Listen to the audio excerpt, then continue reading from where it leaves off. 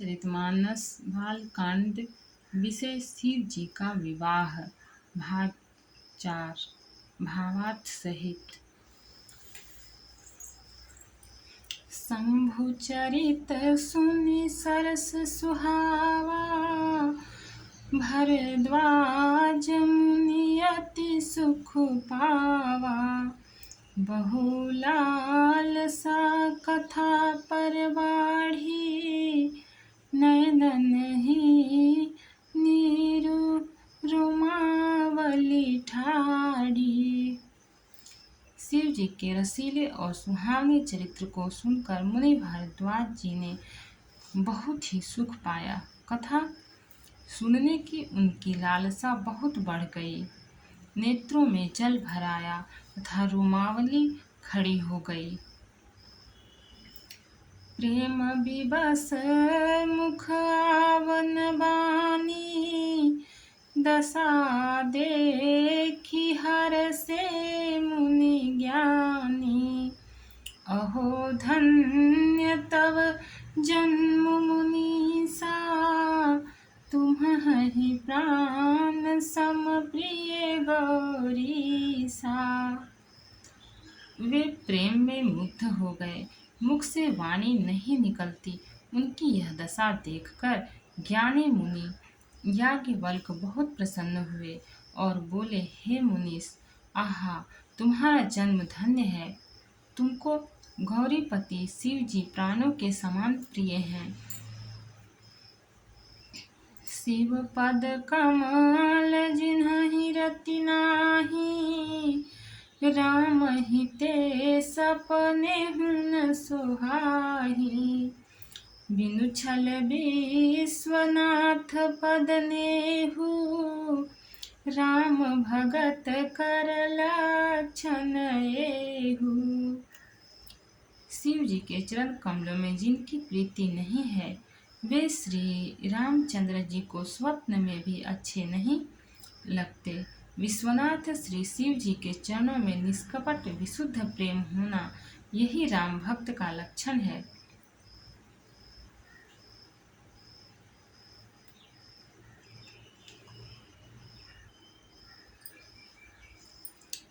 शिव सम को रघुपति व्रत धारी, बिनु अघत जी सती असी नारी।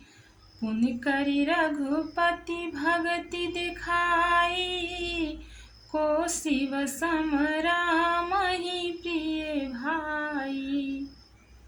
शिव जी के समान श्री रघुनाथ जी की भक्ति का व्रत धारण करने वाला कौन है, जिन्होंने बिना ही पाप के सती जैसी स्त्री को त्याग दिया और प्रतिज्ञा करके श्री रघुनाथ जी की भक्ति को दिखा दिया। हे भाई, श्री रामचंद्र जी को शिव जी के समान और कौन प्यारा है। दोहा। प्रथम ही मैं कही शिव चरिता, बूझा मरम तुम्हार। सुचि सेवक तुम राम के, रहित समस्त विकार।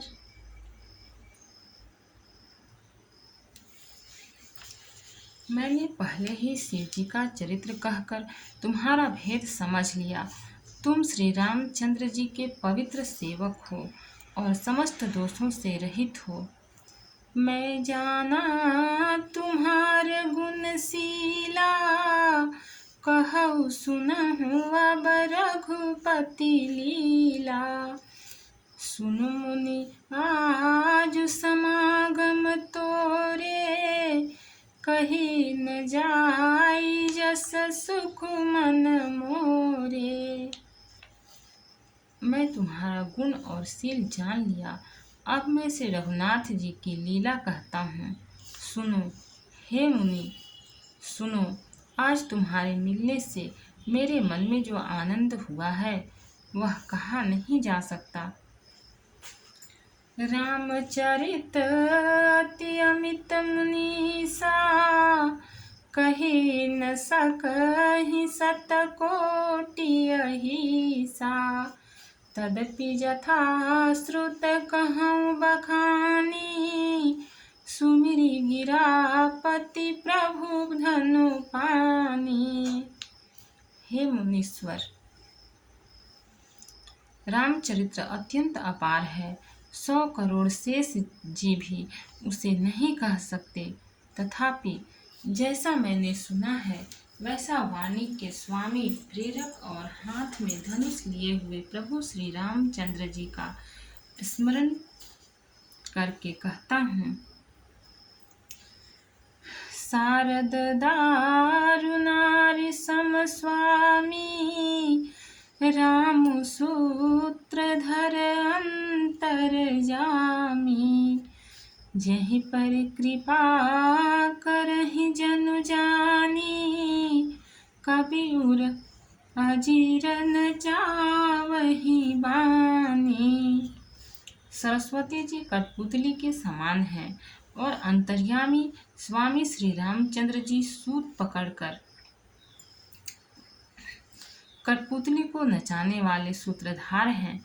अपना भक्त जानकर जिस कवि पर वे कृपा करते हैं, उसके हृदय रूपी आंगन में सरस्वती को वे नचाया करते हैं। प्रणमउ सोई कृपाल रघुनाथा, बरनउ बिसदता सुगुण गाथा। परम रम्य गिरिवर कैलासु, सदा जहाँ शिव उमा निवासु। उन्हीं कृपालु श्री रघुनाथ जी को मैं प्रणाम करता हूँ और उन्हीं के निर्मल गुणों की कथा कहता हूँ। कैलाश पर्वतों में श्रेष्ठ और बहुत ही रमणीय है, जहाँ शिव पार्वती जी सदा निवास करते हैं। दोहा। सिद्ध तपोधन जोगी जन, सुर किन्नर मुनि वृंद। बसहि तहाँ सुकृति सकल, सेवहि शिव सुख कंद। सिद्ध तपस्वी योगी गण, देवता, किन्नर और मुनियों के समूह उस पर्वत पर रहते हैं। वे सब बड़े पुण्यात्मा हैं और आनंद कंद श्री महादेव जी की सेवा करते हैं। हरिहर विमुख धर्म रति नाही, ते नर तह सपने नहीं जाही। तहि गिरि पर बट बिटप विशाला, नित नूतन सुंदर सब काला। जो भगवान विष्णु महादेव जी से विमुख हैं और जिनकी धर्म में प्रीति नहीं है, वे लोग स्वप्न में भी वहां नहीं जा सकते। उस पर्वत पर एक विशाल बरगद का पेड़ है, जो नित्य नवीन और सब काल 6 ऋतुओं में सुंदर रहता है।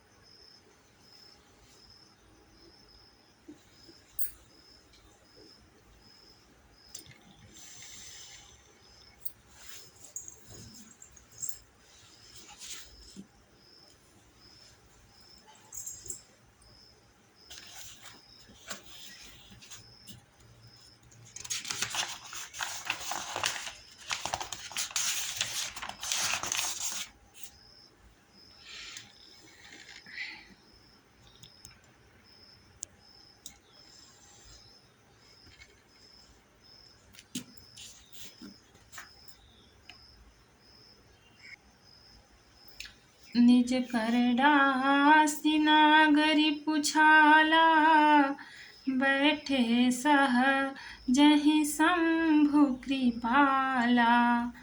कुंद इंदुदर गौर शरीरा, भुज प्रलंब परिधन मुनि चीरा। अपने हाथ से बाघंबर बिछाकर कृपालु शिवजी स्वभाव से ही बिना किसी खास प्रयोजन के वहां बैठ गए।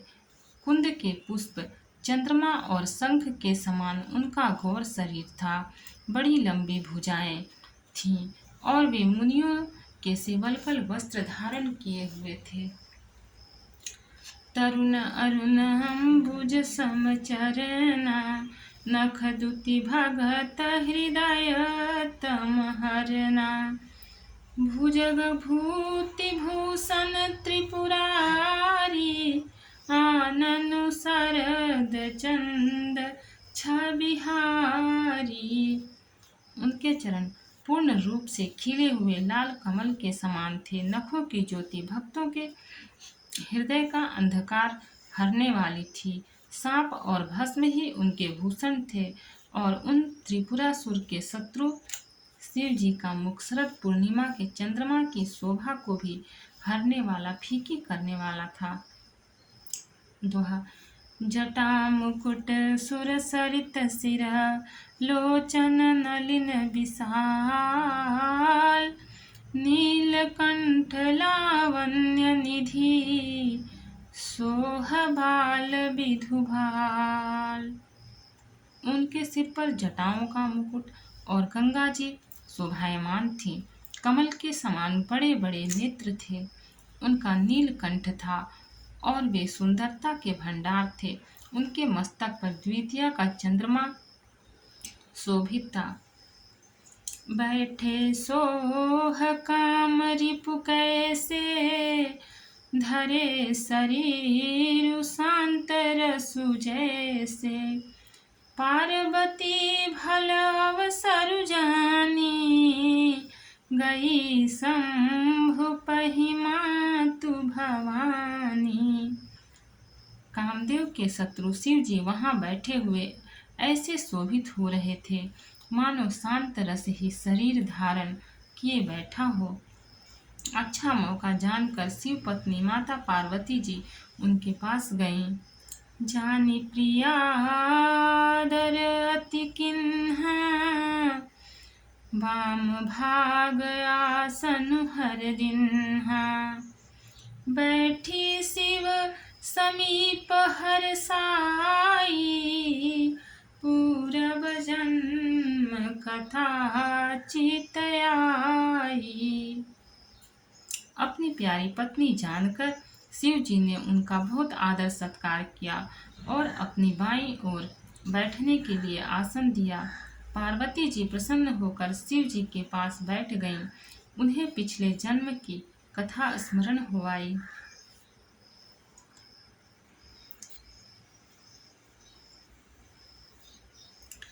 पति हेतु अधिक अनुमानी, बिहसी उमा बोली प्रिय बानी, कथा जो सकल लोक हितकारी, सोई पूछन चह शैल कुमारी।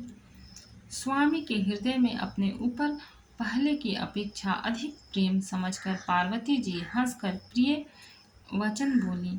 याज्ञवल्क्य जी कहते हैं कि जो कथा सब लोगों का हित करने वाली है उसे ही पार्वती जी पूछना चाहती हैं।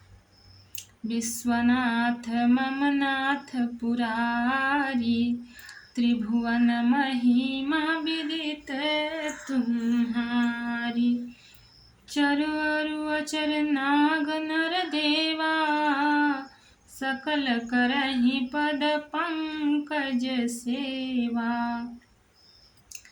पार्वती जी ने कहा, हे संसार के स्वामी, हे मेरे नाथ, हे त्रिपुरासुर का वध करने वाले, आपकी महिमा तीनों लोकों में विख्यात है।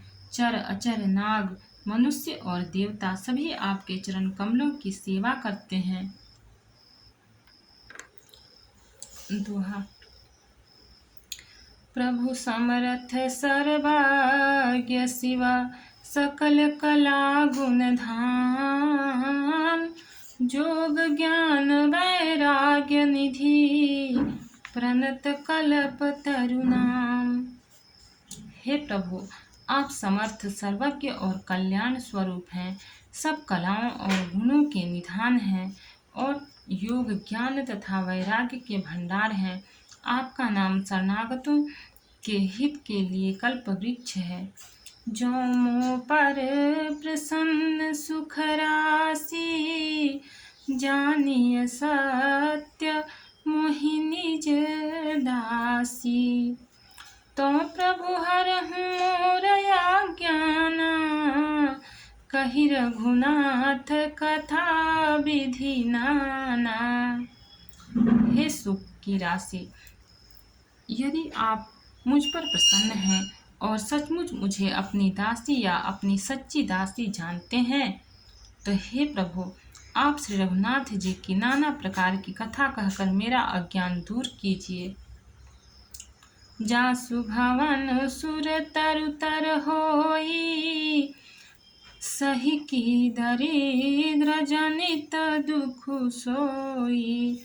शशिभूषण सहृदय विचारी, हरहु नाथ मम मति भ्रम भारी। जिसका घर कल्प वृक्ष के नीचे हो, वह भला दरिद्रता से उत्पन्न दुख को क्यों सहेगा। हे शशिभूषण, हे नाथ, हृदय में ऐसा विचार कर मेरी बुद्धि के भारी भ्रम को दूर कीजिए। प्रभु जे मुनि परमारथ वादी, कहीं राम कहूँ ब्रह्मणादि। शेष शारदा वेद पुराना, सकल करहि रघुपति गुण गाना। हे प्रभु, जो परमार्थ तत्व ब्रह्म के ज्ञाता और वक्ता मुनि हैं, वे श्री रामचंद्र जी को अनादि ब्रह्म कहते हैं, और शेष सरस्वती वेद और पुराण सभी श्री रघुनाथ जी का गुण गाते हैं। तुम पुनि राम राम दिन राती, सादर जपहु अनंग आराती। राम सुअवध नृपति सुत सोई, की अज गुण लख गति कोई। और हे कामदेव के शत्रु, आप भी दिन रात आदर पूर्वक राम राम जपा करते हैं। ये राम वही अयोध्या के राजा के पुत्र हैं, या अजन्मा निर्गुण और अगोचर कोई और राम है। दोहा। जो नृपतनयत ब्रह्म किमी, नारी बिरह मति भोरी। देखि चरित महिमा सुनत, भ्रमित बुद्धि अति मोरी। यदि वे राजपुत्र हैं तो ब्रह्म कैसे, और यदि ब्रह्म हैं तो स्त्री के विरह में उनकी मति बावली कैसे हो गई। इधर उनके ऐसे चरित्र देखकर और उधर उनकी महिमा सुनकर मेरी बुद्धि अत्यंत चकरा रही है। जो अनेह व्यापक विभु को, कहूँ बुझाई नाथ मोहि सो। आज्ञ जानिर सौर जनि धरहूँ, जेहि विधि मोह मिटै सोई करहूँ। यदि इच्छा रहित व्यापक समर्थ ब्रह्म कोई और है, तो हे नाथ, मुझे उसे समझा कर कहिए। मुझे नादान समझकर मन में क्रोध न लाइए। जिस तरह मेरा मोह दूर हो, वही कीजिए। मैं बन देखी राम प्रभुताई, अति भय विकल न तुम्हि सुनाई। तदपि मलिन मन बोधु न आवा, सो फलु भली भांति हम पावा। मैंने पिछले जन्म में वन में श्री रामचंद्र जी की प्रभुता देखी थी, परंतु अत्यंत भयभीत होने के कारण मैंने वह बात आपको सुनाई नहीं। तो भी मेरे मलिन मन को बोध न हुआ, उसका फल भी मैंने अच्छी तरह पा लिया। अजहु कछु संशय मन मोरे, करहु कृपा बिनवऊँ कर जोरे। प्रभु तब मोहि बहु भांति प्रबोधा, नाथ सो समुझि करहूँ जनि क्रोधा। अब भी मेरे मन में बहुत संदेह है, आप कृपा कीजिए। मैं हाथ जोड़कर विनती करती हूँ, हे प्रभु, आपने उस समय मुझे बहुत तरह से समझाया था, फिर भी मेरा संदेह नहीं गया। हे नाथ, यह सोचकर मुझ पर क्रोध न कीजिए।